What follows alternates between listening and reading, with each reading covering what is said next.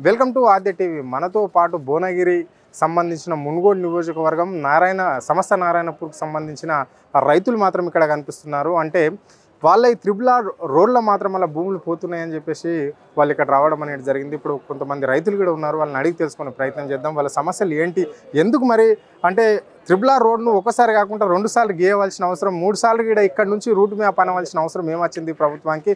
గత ప్రభుత్వం ఏ విధంగా అయితే ఇచ్చిందో అది కాకుండా ఇంకో రూట్ ఎందుకు చేంజ్ చేయవలసి వచ్చిందో ఆ రైతుల మాటలను అడిగి తెలుసుకునే ప్రయత్నం చేద్దాం. పెద్ద మనిషి నమస్తే. నమస్తే, చెప్తా. మాది సమస్త నారాయణపూర్ మండలము, సర్వేలు గ్రామ పంచాయతీ, రెవెన్యూ. నా పేరు పుష్పారెడ్డి, త్రిబుల్ మండల అధ్యక్షుని నేను. అయితే ఏమైందంటే మొట్టమొదలు ఒక దగ్గర మార్చిరు, అది ఎక్కడ నారాయణపురం కిందికి వెళ్ళి మార్చిర్రు. అది కరెక్ట్ కాలేదు. రెండోసారి మళ్ళా పుట్టపాక కిందికి వెళ్ళి మార్చిర్రు, అది కరెక్ట్ కాలేదు. ఇది ఊహించకుండా ఇప్పుడు మార్చింది, ఊహించకుండా రెండింటి మధ్యన పెడితే విలువగల భూములు అంటే అవి రేగాలు, మంచి నల్ల రేగాల భూములు అన్నీ పోతున్నాయి. ఇప్పుడు పంటలు వండేటిది అయితే పంటలు వండే భూములు అన్నీ పోతున్నాయి. అయితే అక్కడ ఏంటంటే ఒక భూస్వామి మద్దినారాయణ రెడ్డి అని ఒక ఆయన ఉండే. అప్పుడు ఆయన ఏం చేసిండంటే పేద రైతులకు 20 మందికి మనిషి 5 ఎకరాల భూమి దానం ఇచ్చి ఆ దేవిరెడ్డిగూడెం పేరు పెట్టి అక్కడ ఇండ్లు కట్టించి ఒక కాడి ఎడ్లు ఇచ్చి వాళ్ళని అక్కడ వాళ్ళ తాత పేరు మీద ఊరు కట్టించిండు అక్కడ. ఏది ఇప్పుడు పోయేదాంట్లో. అయితే ఆ 5 ఎకరాలు మొత్తం మనిషికి 5 ఎకరాలు 100 ఎకరాలు మొత్తం ఉడుచుకొని పోతుంది. వాళ్ళు ఇక బజార్లో పడి మొత్తం రోడ్లో పడతారు. వాళ్ళకి ఏం లేదు, ఇక వాళ్ళకు ఆ 5 ఎకరాలు చేసుకొని బతికి ఏం లేదు, మొత్తం పడుతుంది. మరి ఎందుకు ప్రభుత్వం అట్లా తేపకో విధంగా మారవలసిన అవసరం ఏముంది? అది గవర్నమెంట్ ఆలోచించుకోవాలి ఎందుకు మార్చిర్రు. అయితే డివిసి కంపెనీ అని ఒకటి ఉంది మా చౌటుపల్ల. ఆ డివిసి కంపెనీ ఏంటంటే ఆ డివిసి కంపెనీ తోటి కొంత కమిషన్లు తీసుకొని ఈ అలైన్మెంట్ అన్ని మార్చిర్రు. ఎంత ఇప్పుడు మా నక్ష చూస్తే అర్థమైంది. ఇక్కడికి వచ్చిన తర్వాత ఇట్లా వంగింది. ఏడికెళ్ళి గోకారంకి వెళ్ళి మొదలు పెట్టుకుంటే గట్టుపల్లి దాకా వంచేసిర్రు. ఇప్పుడు ఆ వంచులు లేకుంటే ఇంకా కిందికి ఇంకా 5 కిలోమీటర్లు దూరంగా పోయేది అన్నట్టు. ఈ సమస్య పైన మీకు సంబంధించిన మీ జిల్లాకు, ఉమ్మడి జిల్లాకు సంబంధించిన మంత్రి ఉన్నాడు, మళ్ళీ నియోజకవర్గం మునుగోడుకు సంబంధించి కూడా వాళ్ళ తమ్ముడు రాజగోపాల్ రెడ్డి ఎమ్మెల్యే మరి ఎప్పుడన్నా కలిసిరా మీరు? కలిసిన రాజగోపాల్ రెడ్డి దగ్గర పోయినాం. ఆయన ఏమన్నంటే నేను మీ ఒక ఫంక్షన్ హాల్లో మీటింగ్ పెడితే పిలిపించినాం, మాట్లాడితే మీ కొరకు ఎంతకైనా పోరాడతా చేస్తాను అన్నాడు. తప్పించుకుంటు వాళ్ళు అన్న ఏమండు, అది అన్న దగ్గర పోతే అది అయ్యేది కాదు, సచ్చేది కాదు, మీరు చేసుకోపోరి ఒట్టిగానే ఏదో అలా టప్పగా మాట్లాడిండు. ఇక మేము ఒక మంత్రి మాట్లాడిన మాటలు అది అసలు ఆయన మాట్లాడొద్దు, పోతే పోద్దని చెప్పాలి, లేకుండా లేదని చెప్పాలి. అయితే ఈ త్రిబుల్ ఏంటంటే ఒక దగ్గరనే 25 కిలోమీటర్లు, ఒక దగ్గర 50 కిలోమీటర్లు, ఒక దగ్గర 40 కిలోమీటర్లు తీసుకో రైతులకు న్యాయం చేయి, మేము వద్దంటలేము. ఏమన్నా నష్టం కింద ఎంత పరిహారం ఇస్తామంటున్నారు? అంటే ప్రభుత్వం ఇప్పుడు మా దగ్గర 4,50,000 ఉంది ఎకరం గవర్నమెంట్ రేటు. 4,50,000 government rate. దానికి 3 అంతలు కట్టిస్తే 10 లక్షలు 12 లక్షలు వస్తే ఇప్పుడు 1,50,00,000 పోద్ది మా భూములు. ఇప్పుడు ప్రస్తుతం ఉన్న భూములు 1,50,00,000 పోతాయి. మేము ఇప్పుడు మా రైతులందరూ బజార్లో పడతారు. 10 లక్షలు తీసుకపోతే ఎక్కడ మేము మళ్ళీ భూములు కొనుక్కుంటాం? అందుకొరకే మేము పోరాడాలనే ఉద్దేశంతో మేము ఇంత వీటికి రావడం జరిగింది. మొత్తం మాత్రం అద్దంటారు, మీ భూములు మీకే కావాలి, మా భూములు మాకే కావాలి, మేము భూములు ఇవ్వం. ఒకవేళ ఇచ్చిన భూమి మాకు ఇవ్వాలి. అంటే ఎక్కడనో దూరం ఇస్తారు, ఆదిలాబాద్ అడవులలో ఇస్తారు, తీసుకుంటారు. మేము ఎందుకు పోతాం? మా జిల్లాలనే, మేము ఇంకా వేరే జిల్లాకి ఎందుకు పోతాం? మా జిల్లాలో మాకు భూమి ఇస్తే తీసుకుంటాం మేము, లేకుంటే మేము భూములు ఇవ్వం. అది మీరు క్యాన్సిల్ చేసుకొని ఎక్కడైనా పెట్టుకోరు, లేకుంటే మేము మాకు ఆ త్రిబుల్ వద్దు. మా ప్రాణాలు పోయినా మేము వదిలిపెట్టదలుచుకోలేదు. చెప్పన్నా, ఎక్కడి నుంచి వచ్చినావు? మాది సమస్త నారాయణపురం మండలం, సర్వేలు గ్రామ పంచాయతీ, మాది మునుగోడు నియోజకవర్గం. ఏంటంటే ఇక్కడ మాకు ముఖ్యంగా ఇప్పటికి మా పెద్దలు చెప్పినట్టు 2 సార్లు అలైన్మెంట్ చేసిర్రు. అప్పుడు మా భూములలో లేదు, కేవలం ఒక డివిసి కంపెనీ వల్లనే మా భూములకు నష్టం జరుగుతుంది. ఏంటంటే ఈ డివిసి కంపెనీని ఆ రోజు మనకు తెలంగాణ రాకముందు మనం డివిసి వాళ్ళు ఆంధ్ర వాళ్ళు మన తెలంగాణలో ఉండొద్దను. తెలంగాణలో ఉన్న ఒక డివిసి కంపెనీ వారికి ఇప్పుడున్న ఈ ప్రభుత్వం ఎందుకు వాళ్లకు ఒత్తాసు వలుకుతుంది? ఎందుకంటే ఆ డివిసి కంపెనీ వల్ల ఇలా దాదాపు 1000 మంది రైతులు మా ఒక్క సర్వేలు రెవెన్యూ పరిధిలోనే 7 కిలోమీటర్ పోతుంది, 100 మీటర్ల వెడల్పుతోని 100 మీటర్ వెళుతున్న 7 కిలోమీటర్ పోతే దాదాపు 600 ఎకరాల భూమి ఒక సర్వేలు రెవెన్యూలోనే పోతుంది. ఇది ఇంత నష్టం జరుగుతుంటే స్థానిక ఎమ్మెల్యే రాజగోపాల్ రెడ్డి గారు ఒకరోజు మా రైతులందరూ పిలిచి ఏం సార్ ఇది మరి ఇంతకుముందు ఒక కాడంగా తీసిరు, మళ్ళీ ఒక కాడంగా తీసిరు, ఇప్పుడు మా దగ్గర నుంచి వచ్చింది దేనికంటే నాకేం తెలియదు అని అన్నాడు. అంటే మీకు ఒక స్థానిక ఎమ్మెల్యే అయి ఉండి మీకు ఎందుకు తెలియదు సార్ అని అంటే నాకేం తెలియదు, మీ గురించి ఎంతవరకైనా నేను ఉద్యమం చేస్తాను, సరే మీరు ఎక్కడ కూడా వెనకాడకూరి ఉద్యమం చేయరు అని చెప్పిండు. ఉద్యమం చేయమని చెప్పి మేము అదే మళ్ళీ మరుసటి రోజు హెచ్ఎండి కాడికి వచ్చినాం. హెచ్ఎండి కాడికి వస్తే ఒక అధికారి మమ్మల్ని పట్టించుకోలేదు. అట్లా కూడా రోడ్డెక్కి ధర్నా చేస్తే కూడా ఏ రాజకీయ మీరు ఉన్న స్థానిక ఎమ్మెల్యే కానీ మంత్రి కానీ మీరు ఎందుకు రోడ్డు ఎక్కి ధర్నాలు చేస్తుర్రు, మేము భరోసా ఇస్తామని మా రైతులకు ఎక్కడ కూడా వారు చెప్పడం లేదు.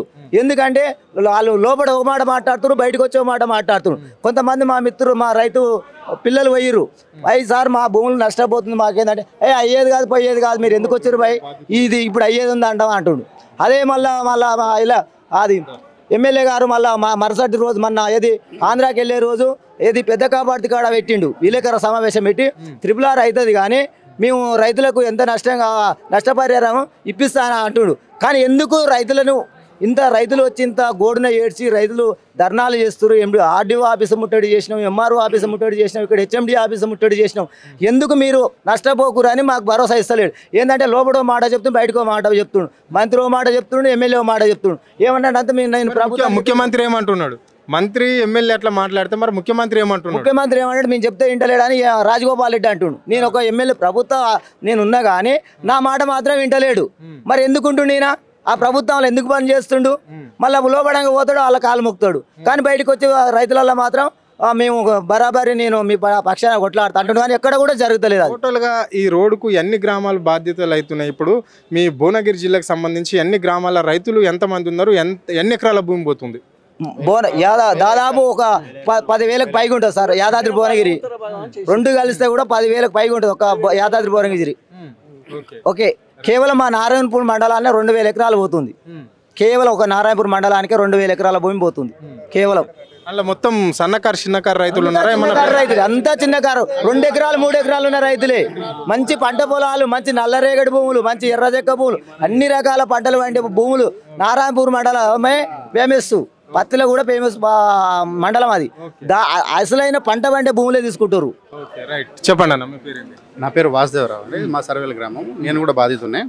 అసలు రింగ్ రోడ్కి తీసుకునేటువంటి పద్ధతి, ఆ నియమ నిబంధనలు ఏదైతే ఉన్నాయో దానికి అన్నింటిని తుంగలో దొక్కేసారు.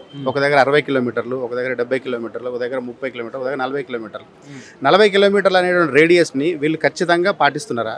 పాటిస్తే మా దగ్గరికి వచ్చేసరికి పక్షపాత ధోరణి ఎందుకు? మీరు చూడండి, ఇక్కడ జూమ్ చేయండి. ఈ ప్రాంతంలో వలిగొండ దగ్గర నుంచి ఇక్కడికి వచ్చేసరికి మరిగూడ మధ్యన ఇంత డిస్టెన్స్లో మమ్మల్ని అన్యాయం చేసేసి రాత్రికి రాత్రి వచ్చేసి ఏదో అప్పటికప్పుడే రాష్ట్రంలో మా దగ్గర నుంచి అభివృద్ధి చెందుతుంది, మా దగ్గర విలువైన భూములు ఉన్నాయని చెప్పేసి మా మీదనే పడేసి రాత్రి వెబ్సైట్లో పెట్టేసేయడం అని మాత్రం ఇది అన్యాయం జరిగేది. దీన్ని మా ఏరియాకి సంబంధించి మాత్రం మేము ఒకటే డిమాండ్ చేయదలుచుకున్నాం. అసలు మా ఏరియాకి ముఖ్యమంత్రి రేవంత్ రెడ్డి, లేకపోతే పారిశ్రామికవేత్తల, లేకపోతే అసలు మా ఏరియాకి నాయకులే లేరా? ఒకవేళ సీఎం మా ఏరియాకి సీఎం రేవంత్ రెడ్డి అయితే వచ్చి ఇది చూసేసి ఈ 360 డిగ్రీస్లో మీరు ఎట్లయితే తీస్తుర్రో RRR అనే దానికి మా దగ్గరకు వచ్చేసరికి పక్షపాత ధోరణి ఎందుకు? దీనికి ఎక్స్ప్లెనేషన్ ఇచ్చేసి ఇదంతా ముఖ్యమంత్రికి తెలియకుండా జరుగుతుంది అని అనుకుంటారా అన్న మీరు? ఏమైనా కావచ్చు. ఇప్పుడు ఎందుకు అని అంటే మాకు కరెక్ట్గా ఒక దగ్గర నుంచి కరెక్ట్ ఇన్ఫర్మేషన్, ఇప్పుడు ప్రభుత్వ ప్రతినిధి అయిన ఒక ఆయన వచ్చేసి మా దగ్గరకు వచ్చేసి ఇక్కడ నుంచి మేము ఇస్తున్నాము, ఇగో మీ దగ్గర నుంచి ఖచ్చితంగా మేము ఇక్కడ నుంచి తీసుకోవాలి కాబట్టి పక్క దగ్గర నుంచి తీసుకున్నాం, అక్కడి నుంచి డిస్టెన్స్ అంతే ఉంది, మీ దగ్గరకు వస్తారు కూడా అంతే ఉంది అని చెప్పేసి అంటే మేము అందరం మూకుమ్మడిగా మేము ఒప్పుకుంటాం. 40 కిలోమీటర్లు 60 కిలోమీటర్ల మీరు ఏదైనా కూడా పెట్టండి, మేము ఖచ్చితంగా ఒప్పుకుంటాం. మీరు దాన్ని ఒప్పుకోకుండా మా దగ్గరకు వచ్చేసరికి 28 కిలోమీటర్ దగ్గరికి రావడానికి మీరు కారణం చెప్పి మా దగ్గర తీసుకోండి. 28 కిలోమీటర్లు ఏదైతే ఉందో మా దగ్గర కారణం చెప్పండి, బలమైన కారణం చెప్పండి. ఆ కారణానికి ఏంది? అసలు మేము అన్యాయం జరుగుతున్నాం కదా, మాకు అన్యాయం జరుగుతుంది, ఈ అన్యాయానికి ఎందుకు కారణం? దీని ఎంట ఉండి ఎవరన్నా చేపిస్తున్నారా, లేకుంటే ఎవరి కోసం ఇదంతా ఇంత జరుగుతుంది? ఇంతమంది రైతులను ఇట్లా ఇబ్బంది పెట్టవలసిన అవసరం మీ రాష్ట్ర ప్రభుత్వానికి ఏమొస్తుందంటే కమిషన్లు. వాళ్ళ బంధువులు మంత్రులు ముఖ్యమంత్రులు వాళ్ళ బంధువులు అందరూ ఆ చుట్టుపక్కల ఉన్నటువంటి భూములందరూ కొనుగోలు చేసిరట. 100 ఎకరాలు కొన్నారు. రాత్రికి రాత్రి పామొంకలు తిరిగేసి మొత్తం ఇస్తారు డ్యాన్స్ బెల్లి డ్యాన్సులు చేసినట్టు పోతుంది రోడ్ అంతా. అది ఎవరి కోసం చేస్తారు ఇది? రైతు పక్షపాత ప్రభుత్వమే అని చెప్పేసి అని అంటారు. కానీ రైతును పట్టించుకుంటాడు మాత్రం ఒక్క లీడర్ లేడు. అంటే ప్రధాన మంత్రి కూడా ఉన్నాడు కదా మీ జిల్లా నుంచి, ఆయన కోమటిరెడ్డి, మరి ఆయన ఏమంటున్నాడు? కోమటిరెడ్డి గారి దగ్గర మొన్న చూసారు కదా మీడియాలో వచ్చినటువంటి ఆయన చెప్పాలనుకున్నటువంటి మాటలు ఏం చెప్తున్నాడు అని అంటే ఓన్లీ ఒక పద్ధతి ప్రకారం ఏదైనా చెప్తే మేము కూడా వింటాం. మమ్మల్ని అందరిని ఒక దగ్గర కూర్చోబెట్టండి. ఇప్పుడు త్రిబుల్ బాధితులు ఎవరైతే ఉన్నారో ముఖ్యమంత్రి గారికి నేను ఇచ్చేటువంటి ఒకే ఒక విన్నపం ఏంది అని అంటే మా త్రిబుల్ బాధితులందరినీ ఒక దగ్గర కూర్చోబెట్టండి. మేమే వచ్చేసి మా విన్నపాలు చెప్పుకుంటాం. మేము చెప్పే దాంట్లో తప్పు ఉంది అని చెప్పేసి అనుకుంటే మీరు చెప్పింది కరెక్ట్ అయితే మేమే ఒప్పుకుంటామని చెప్తున్నాం కదా. మా దగ్గర మాత్రం మీ దగ్గర ఆన్సర్ లేదు. ఎందుకంటే 28 కిలోమీటర్లు అనేది దాటవేసేటువంటి ధోరణి మీది. మీరు మా 28 కిలోమీటర్ దాటేసి మీరు 40 కిలోమీటర్లు కనుక మెయింటైన్ చేస్తే గవర్నమెంట్కి ఇంకా 2,000 కోట్ల చిల్లర డబ్బులు మిగులుతున్నాయి అని చెప్పేసి అని బయట నుంచే వార్తలు వస్తున్నాయి. మీరు అదన్నా కనీసం అది పట్టించుకునే చేయండి. గవర్నమెంట్కి పైసలు మిగిలాలి కదా. సరే అనుకుందాం. ఇంకో మాట, చదువుకున్నాను, నేను కూడా చదువుకున్నాను, నాకు డబుల్ పీజీ ఉంది, కొంచెం ఆర్థిక సంస్కరణల గురించి నాకు కూడా తెలుసు. నేను ఒక విషయం చెప్పదలుచుకున్నా. ఒకవేళ దివీస్ కంపెనీ కానీ ఏదైనా పారిశ్రామికవేత్తలు అక్కడ ఉన్న వాళ్ళు ఎవరైతే ఉన్నారో ఒకవేళ R1 జోన్లోకి కనుక ఈ పారిశ్రామిక కంపెనీలు వచ్చినాయి అనుకోండి, ఈ పరిశ్రమలు వచ్చినాయి అనుకోండి, వచ్చేస్తే ట్యాక్స్ పెరుగుతుంది కదా గవర్నమెంట్కి. అంటే ఈ ట్యాక్స్ ఎగ్గొట్టనీక ఆ ట్యాక్స్ ఎగ్గొట్టేసి మమ్మల్ని బలి చేయడానికి వాళ్ళని పక్కకి వేసేస్తే ఆ ట్యాక్స్ అంతా ఏం చేస్తారు, వీళ్ళే పంచుకుంటారు. మీరు R1 జోన్లోకి వచ్చేటువంటి పరిశ్రమలకి ఒక పద్ధతి, R1 అవతల ఉన్నటువంటి పద్ధతికి వేరే ట్యాక్సేషన్ ఉంటుంది కదా. మరి మా దగ్గరికి వచ్చేసరికి R1 జోన్ అనేది మార్చడానికి రీజన్ ఏంది? ఇలాంటి విషయాలు, నిగూఢమైనటువంటి విషయాలు ముఖ్యమంత్రి గారు ఒకసారి దృష్టికి తీసుకొని అసలు ఎక్కడి నుంచి చేస్తే బాగుంటుంది ఏంది అని చెప్పేసి అని మమ్మల్ని మాత్రం 28 కిలోమీటర్లు తీసుకోవడానికి గల రీజన్ ఏందో చెప్పని చెప్పేసి అని అంటాం. మాది 48 కిలోమీటర్ లోపల పరిధి వస్తుంది, 40 లోపల వస్తుంది అంటే మేము ఇచ్చేసరికి మేము రెడీగా ఉన్నాం. కానీ మీరు ఇచ్చే సమాధానంలోనే లేదు కదా, బలమైన సమాధానమే లేదు మీ దగ్గర.